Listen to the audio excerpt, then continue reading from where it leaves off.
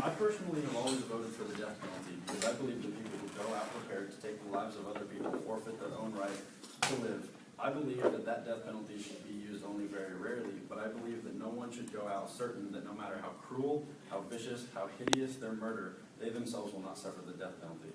This is a quote by Margaret Thatcher, the former Prime Minister of the UK. The death penalty is very widely talked about in today's society, and everybody has the right to safety, and it is implemented to keep citizens safe because, it's discussed in both positive and negative connotations.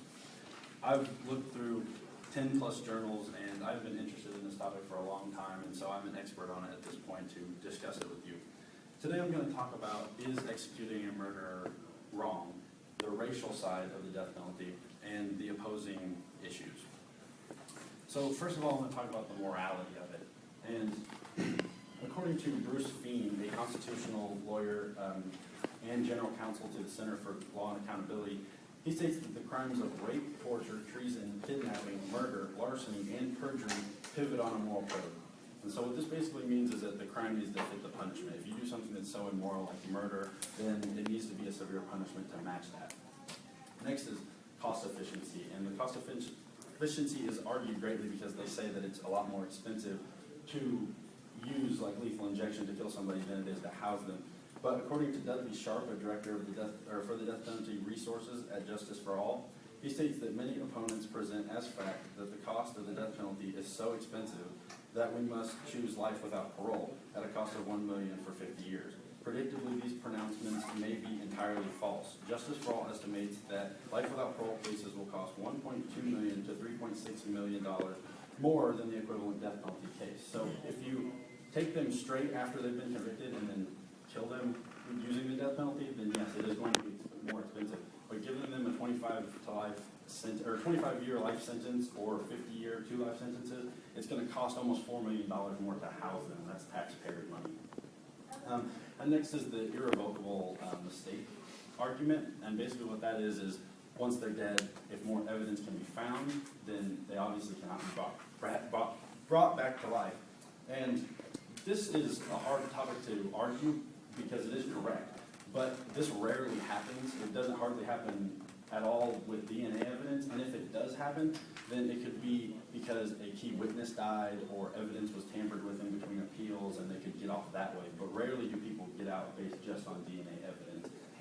And so now I'm going to talk about probably the most important idea around the death penalty, and that's the racial side of it.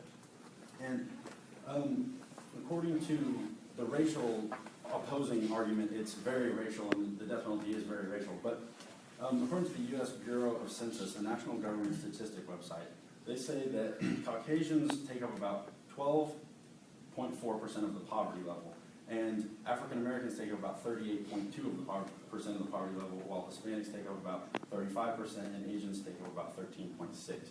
So the idea is that the poverty level is what is raising the crime rates. And so it's making the death penalty look as if it is very racial, but really it's just because the poverty level in America is very racially segregated.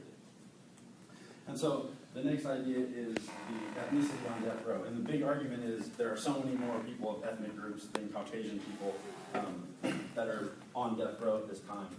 But according to these statistics,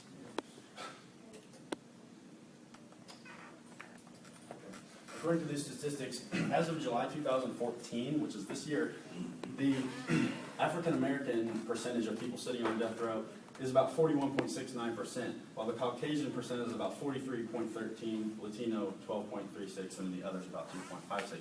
So this shows very clearly that as of this year, the percentage of the people sitting on death row is not racial at all, because it is mainly the majority of Caucasian people. And the other side of that, to debate that, is just to round it out, is the victims of the people that are killed by these people on death row are also predominantly white.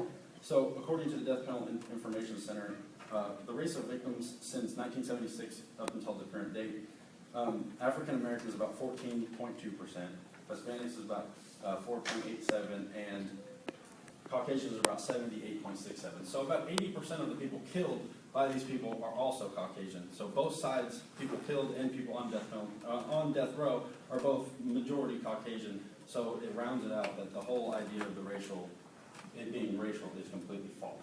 So now I'm going to talk about the opposition the better arguments. First, they say that it doesn't deter crime, and they say that according to the American Civil Liberties Union, they say that states that have the death penalty law do not have lower crime rates or murder rates than states without the law, and this is true. But by stating this, they're implying that we should get rid of the death penalty because it doesn't deter people from from committing crimes, but then jail does. So you can go to jail and get an education, or you could have free housing, and of course you don't have all your rights, but it's better than death. So that argument is hard to make on that side. Next is, they say it doesn't give the families closure, and that is also true. And they say it's a continued cycle of violence, and somebody kills somebody, and that's true too. But the idea is, once this person is eliminated using the death penalty, no other families will have to go through the same thing, and that's really the most important part. And finally, according to the constitutional side of it, they say it's constitutionally wrong. And according to William J. Brennan, a justice of the Supreme Court, he says that death is an unusually severe punishment, unusual in its pain, in its finality, and in its enormity. And what he's saying is that it's unconstitutional because you have the right to life, liberty, and the pursuit of happiness. But that goes back to morals. Once you do something that is so immoral, like murder, the punishment must equal the crime, and so that offset. And they also say it's inhumane, but it only takes about 7 minutes, and they just sort of fall asleep. So those are all good points, but they have opposing arguments that can really break them down. And today I've talked about, is executing a murderer wrong, the racial issues, and the opposing arguments. And I'd just like to leave you with this last quote. We serial killers are your sons, we are your husbands, we are everywhere, and there will be more of your children dead tomorrow. This is a quote by Ted Bundy, a serial killer in the 70s who killed over 30 people because he said he enjoyed it. So I ask you this, do you want somebody with that mindset sitting in a jail cell waiting for their 25-year sentence to get up so they can walk free?